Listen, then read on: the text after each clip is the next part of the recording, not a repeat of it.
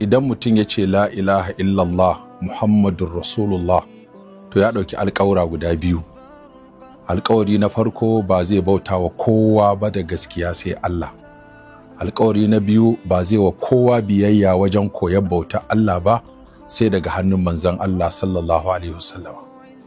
Bambancin alƙawarin farko da alƙawari na biyu, idan ka ce la ilaha illallah to alƙawarin da ka ɗauka annafayu ne wal ithbatu, ma'ana ka ɗau alƙawarin zaka kore wani abu kuma ka ɗau alƙawarin zaka tabbatar da wani abu.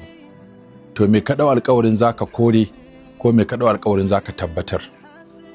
Ka ɗau alƙawarin zaka kore yin bauta ga kowa in ba Allah ba.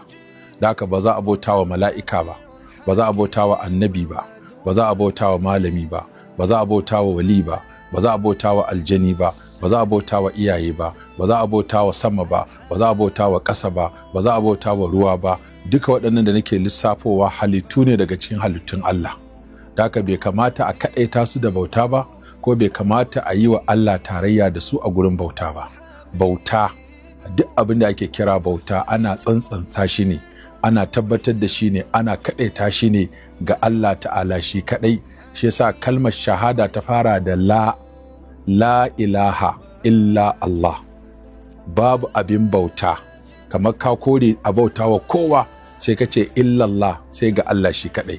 Baka ce illa ga annabi ba, baka ce illa ga wali ba, baka ce illa ga aljani ba, baka ce illa ga wani abu ba, sai ka ce illallah.